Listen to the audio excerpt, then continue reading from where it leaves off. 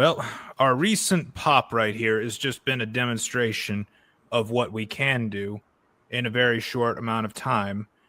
We still are not going to have our great big pops that are consistently climbing like this upward step ladder that is going to mimic our previous bull run. We're not going to have that yet because we got a big hurdle to overcome. You guys know what the hurdle is right now? You know what's, I guess, so to speak, cock blocking the bull run? You mean the greater bull run or our bull run? Well, both, really, because it's all just dominoes. It's all just a line of dominoes. When we need the first ones to fall before we can have our dominoes fall. Interest rates, absolutely. We have interest rates that are just way too high, and I say it all the time here, that 10-year treasury being over 4%, we're not going to have a bull run until that thing comes down. The good news is it will come down. The bad news is that the guy who's responsible for helping it bring it down really doesn't want to do it. And by that, I mean good old Jay Powell. He just doesn't want to get this thing moving along. And I know he has his reasons, but I'm curious, like, what do you guys think about this right here? Because I'll tell you, like, a lot of these people that I have the debates with, it seems like either they totally forgot or they just never knew what it was that caused these bull runs to begin with. And hey, welcome, Captain. Hey, what's happening? I just got thrown in here, didn't I? Yes, you did. Welcome. Hey, what's happening? All right.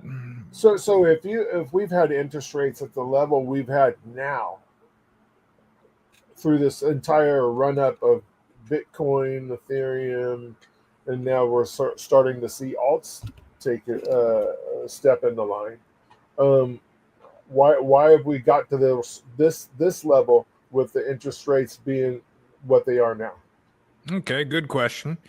I mean, first, like, what is it that you think has caused Bitcoin and Ethereum to have the performance that they've had now? Do you think that is the typical dominoes that fall during a bull market? Because I think these are all new dominoes that got started earlier, such as the ETFs, the institutional money flowing in, the government finally being nice to it.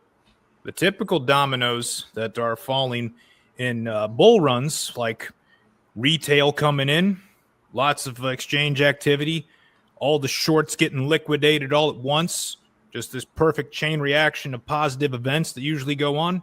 That really hasn't even started yet. Like, we just had a whole bunch of Ethereum longs get liquidated yesterday. There's a lot of shorts out there that are still yet to get eaten up. But when they do, that's where you can see things like, Ethereum add $1,000 to its price tag in one day, and then Bitcoin go from like 120 to 125, setting new highs with each with each big green candle day. I had a cigar with a guy that's kitty corner from me right over there in Vegas, and he told me months ago, retail's not participating yet. This is institutional investors that are driving this market. That's right. Yep. And Tom Lee's making his land grab for Ethereum, which is proof positive, again, that institutional money is the only big thing that's driving up the price of Ethereum right now, too. So that's new.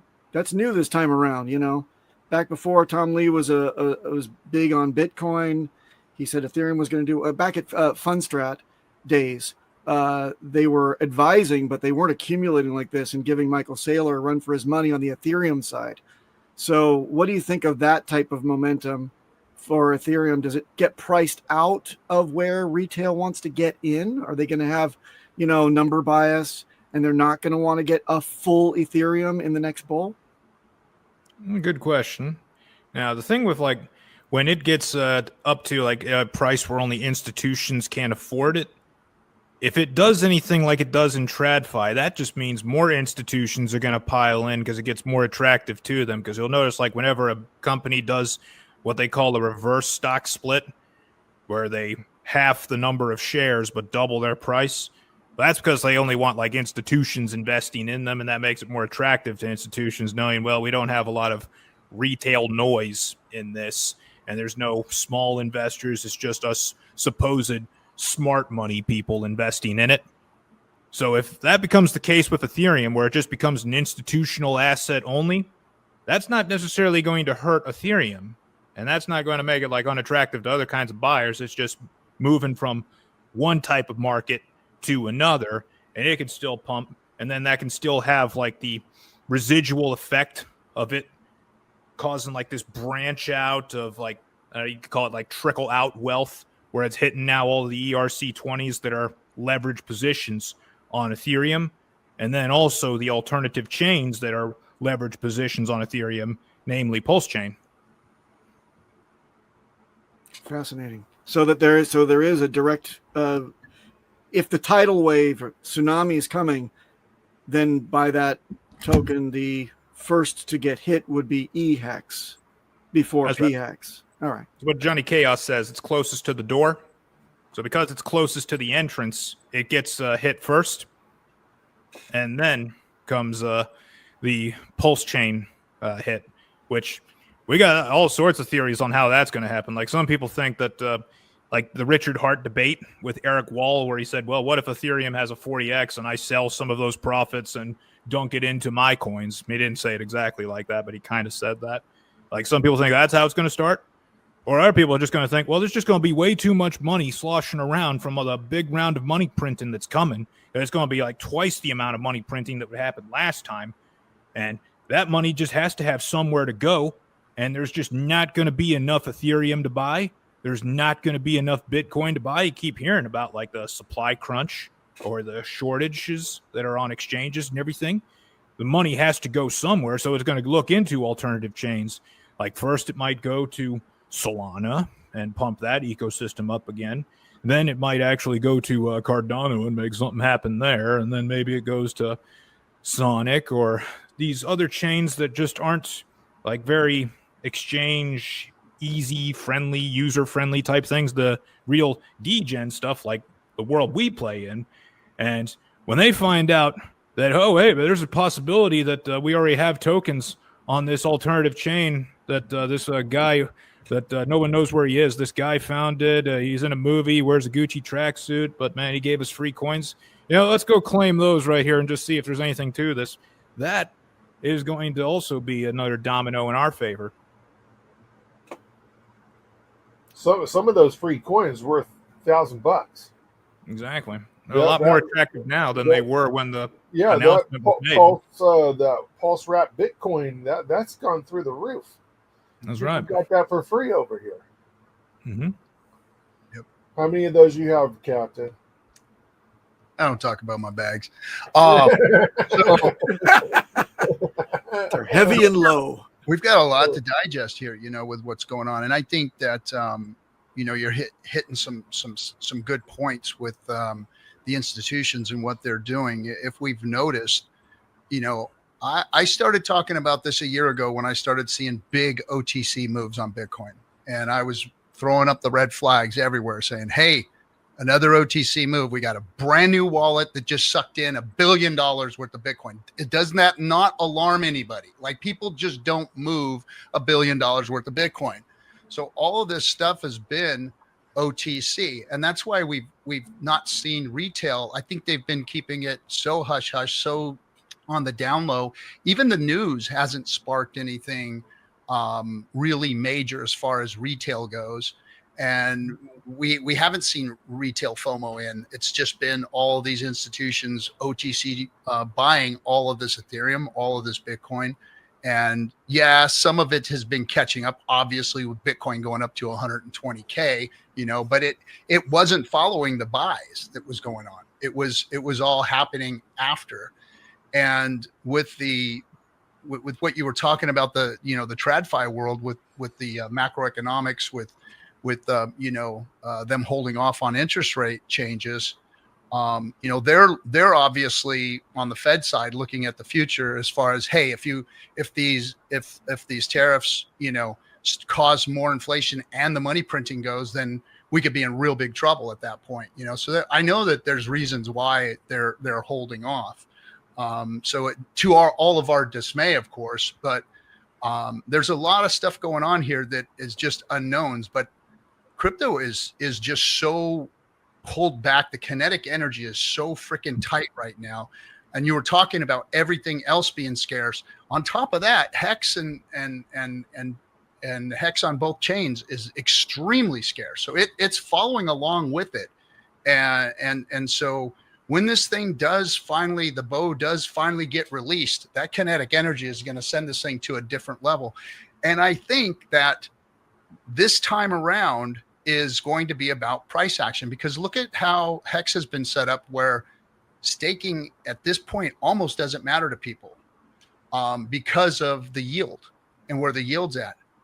But everybody should be wary of that. There's a reason for it. And you just explained it. You just explained how the scarcity and what the market is looking like out there. And when this thing does move, it's going to move so fast in one direction and change the prices of everything.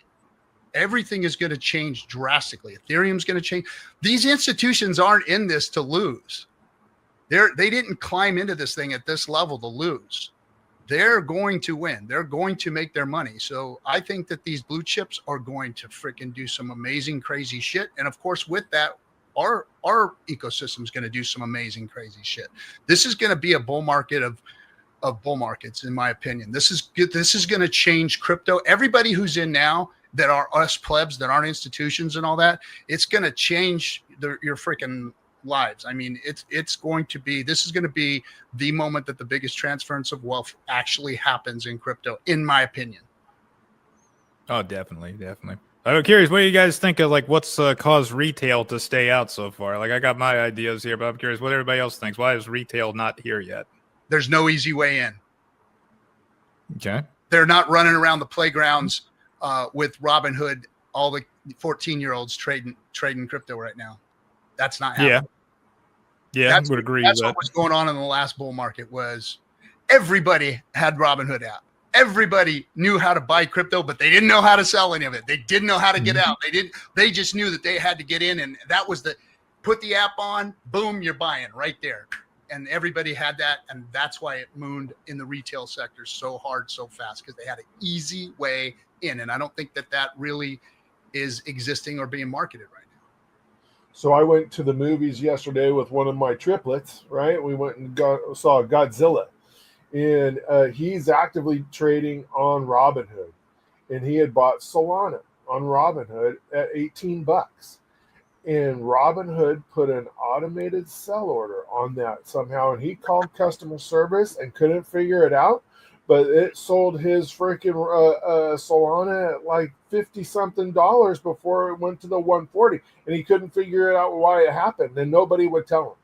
Hold on a second. You're telling me you got a triplet that's using Robinhood on his phone and he's buying Solana. Correct. Okay. So now I'll tell you, it's good thing then, triplet dad, that you got two backups, because that one got to go. Yeah. So I'm going to be doing some trips down south with vets and coming down to see RG3 in a week or so. But when I come back, I said, in about 2 weeks, boy, when I come home, we're going to go have dinner and we're going to go over a plan. We're going to start trickling you some tokens from PulseChain and teaching you how to set this up. But yeah, we had that talk. I've been doing it at this level for the last, I've been in crypto since, 14 and understood it before that, but it was 5 years now, almost 6 years. I have been going at this level in this ecosystem, and I still have onboards calling me about, what do I think about Solana? What do I think about this meme coin? What do I think about that? To this day, they're still doing it. Made a movie. I stream every week. I mean, they know who I am and what I do, but they still call and ask about those things. Because that's what they're hearing at lunchtime. That's what they're hearing when they go out and meet with their friends and family members and stuff elsewhere. That's what they're hearing. So it's, the narrative just doesn't go away. And to answer your question, Cairo, on the other side, I think retail might be still a little spooked with this this parabolic move, right? they might think that they're a little late, right? Okay. Anybody else got anything else to add to that? Because I want to show you like why I think what's keeping retail out here. Anybody got anything else to say about it though? Yeah, Grandpa won't freaking give me the keys, and he won't fucking die. That's right. That's right. Like the large transfer from boomers to the next generation is delayed here from like how resiliently long they are living here. But here's something that I think is really doing the trick here to us. I'm going to share my screen with y'all. I don't know if y'all have seen this here. This is from the Federal Reserve's blog that shows GDP growth by state. And you can see there's a lot of red on there. That means a lot of states actually experienced negative GDP growth in quarter one. Quarter two numbers. Can't see your screen. Can't see your screen, so can you use your hands? Can't see it yet? Okay, hang on. Let me. No. Oh, wait, is this it? I think this works here, right over here. Yeah, we're just going to get a quarter panel from you. So, if Max is in the background, do you see Kairos sharing a screen, bud? Here, let me get an image file. I'll just take a picture of this, and then I'll upload the picture. Avatar. Nice. Or you could be like Richard Hart, and you could color copy it and let it flop all over the place while you're trying to show your stuff. That's always good. Color copy it. Mm-hmm. So while I'm uploading this here, what I want to say about this is basically it's saying that 39 out of practically 50 states are experiencing negative GDP growth. And when you got that going on, there's just means nobody has money. We're practically in a recession at that point, especially if the quarter two numbers come out in a few weeks here and show the exact same thing. And then, like, how can we expect anybody to be plowing money into crypto, which they still believe is incredibly risky, and expect to, hold on to it during like the volatile days, particularly like the past few days have been pretty volatile for our ecosystem and really the market in general. How can we really expect people to do that when it seems like the whole country, or at least a big chunk of it, is in a recession? I mean, when I look at this chart right here, it says 39 out of 50 states had a negative GDP, and the average GDP was a negative number across the board. And this is not from Market Watch. This is not from Zero Hedge. This is from the Federal Reserve's own blog. But I look at this as good news because you know how they're constantly saying, oh, we just have to wait and see and gather more data, which is really just JPOW speak for, I don't want to do nothing yet. Here's their own numbers here saying, hey, the economy's in trouble. Why are you not cutting? They're going to have to cut at some point. And maybe they'll delay it in another meeting, but the longer they delay it, the more powerful the effect is going to be of that cut. Yeah. That data is right? 39. Oh, there it is. There's the graphic. Beautiful. There you go. 39 states, 39 out of 50. Right. Gentlemen, I don't know, Cairo, if you're old enough to remember this. RG3 and Triplet Dad, you guys must remember about 11 years ago that it was floated in Congress by Pelosi that 401ks should automatically be turned into municipal bonds. This would have been a revolution. This would have been a civil war type of episode if that were the case. Could you imagine that all those people would be broke, their 401ks would be liquidated? Yep. Which practically are already anyway. Yeah, true. True. Yeah. We keep like the worst stepping over episodes that I think would turn into a civil war and just kind of going, that doesn't really matter. I would have thought we had been in 3 civil wars by now, but not the case. Yeah, I gotta tell you, like the worst states, there's a couple of them. About 5 states had a negative 6% on this chart, and then like the good states, like my state, Florida. Well, it's good. It's not that good. It's only a positive 1.4, which is like crap growth. Yep. Most of the positive ones are actually it's under 1%. It's a positive fraction of 1%. So even the good is not that great. So across the board, the growth was actually negative 0.64. So So if we have another quarter like this, so that's officially a recession. The good news is, though, by the time you hear that we were in a recession, we're probably already out of it because they come out of they report it 3 months late. Yeah, and even though they're late on this one anyway, I think we really, I mean, those numbers right there are right at recession level. You know, they are right. So, like you said, we'd be out of it, and we'd be lowering the interest rates, and it would be that kinetic energy from, like you said, the interest rate lowering right now at this point would just, it's going to send things.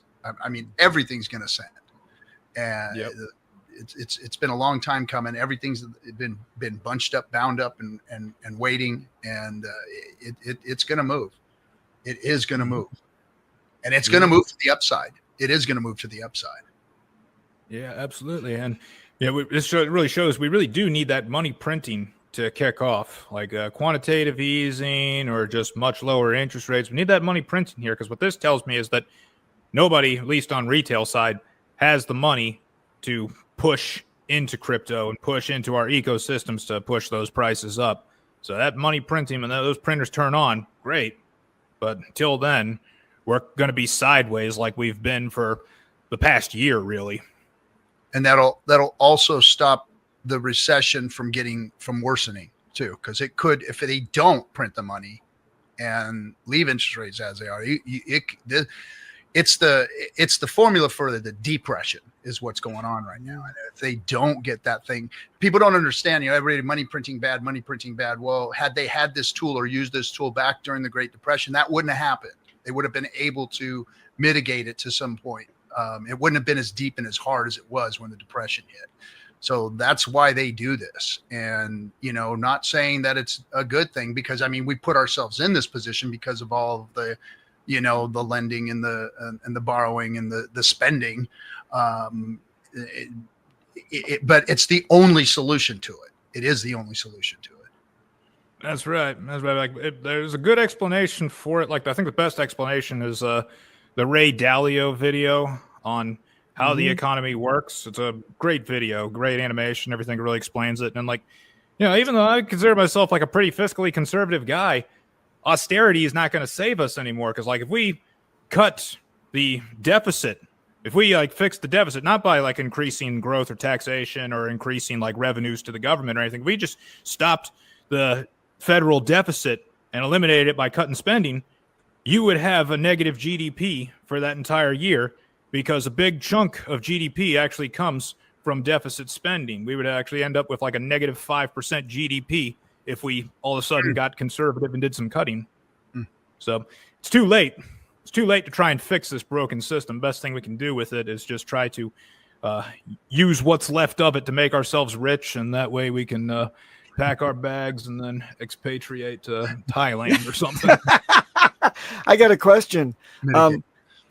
Something just occurred to me, and to bring this back to HEX, do you reckon that as a microcosm, that the OA staking and cutting the issuance rate, the APY on the HEX contract, do you think that that's one step, one step further than we see the economy actually being fixed? Do you think that was the ultimate answer? Is it by the cutting of inflation and giving it only to those that are still locked up and in the system?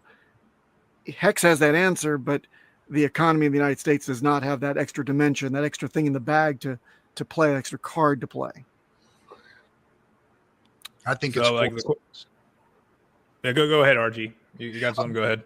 I think it's 4 steps. If we look at Bitcoin and what it does with the halvening, that's what it does to itself every block, every block height that hits that close to 4-year mark or whatever, it resets itself and does that easing.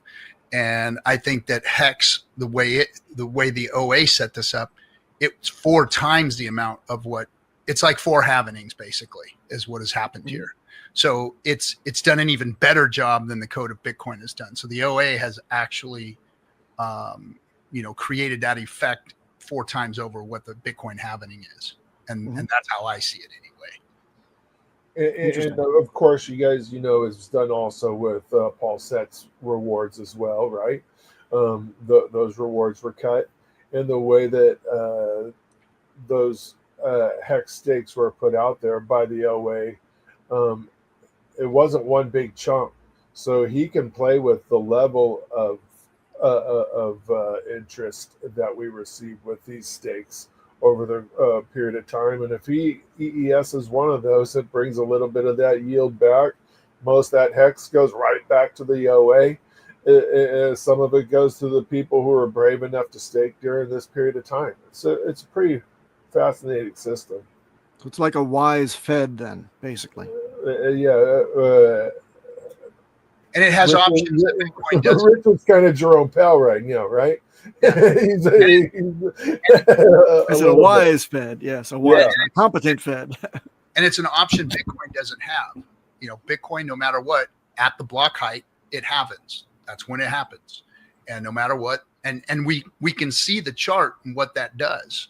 Look at all the charts, all of the historical charts of Bitcoin. You put them all next to each other, and they all do exactly the same thing.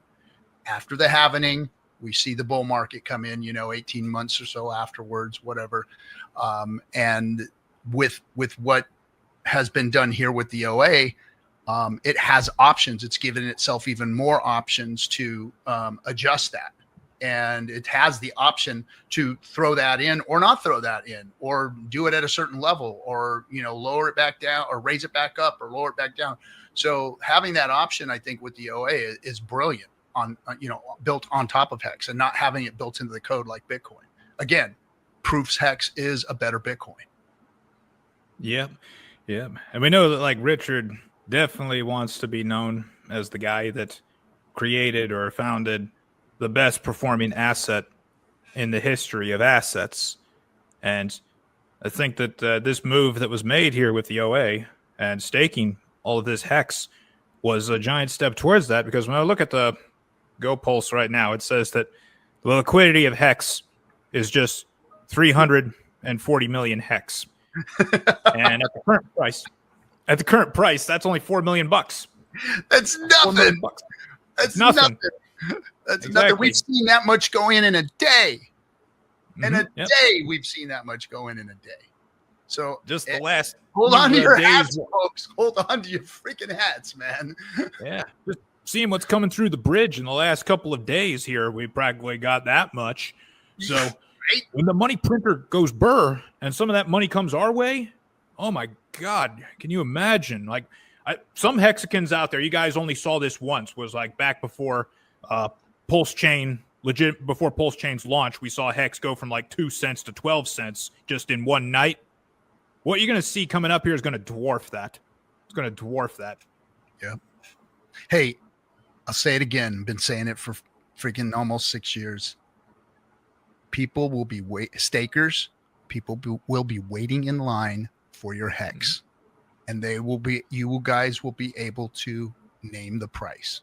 That is what is about to happen, and everybody's going to be looking on Ethereum, and our calling card is there. When HEX runs out over there, it's going to be on PulseChain for people to come and purchase. It will be there waiting for them. The greatest onboarding tool to PulseChain that we have is HEX. Period. End of story. They're going to see it there first. They're going to watch what it does there first, and they're going to want some of that on PulseChain. Mark my words. People are going to be standing in line for HEX. It is going to become so freaking rare, you just won't see it. It's going to be gone. People are waiting in line. All right. I think with the last 5 minutes that we got here, what we should do is we should go around the panel and say, where can people find you? What do you got coming up? What do you got going on? And then maybe let's see, you can do perhaps a prediction, a price prediction on your favorite coin. You can do that, or you can say, well, if you don't want to give a price prediction, you can say, well, here's when I think the real bull run begins. So, how about we do that? How about you first, Papa? You're on. I'm on the top where I hate to be, of course. Yes. Right. You can find me on the What the Hex show. We're on every Thursday at 10 o'clock Hawaii time. That's, let me see, noon Pacific. And, for you East Coasties, figure it out. Otherwise, you can, if you follow me on X, then you can DM me with any problems that you may have for security situations that you have, any panicky type of situations. We want to put those to rest. Make sure you get back on the horse, face the right direction, and not losing your goodies. So that's me. And as far as what catalyst for the big thing to happen in all of crypto, I think that first rate cut, which I think is probably baked in for September meeting, that'll be something. I think that we just saw a warning shot over the bow with the bridge, the funds that just came over the bridge. Interesting things to keep us all thinking and sneaking about and debating about. You saw the ripple effect, the run up in the community, and those funds didn't even do anything yet.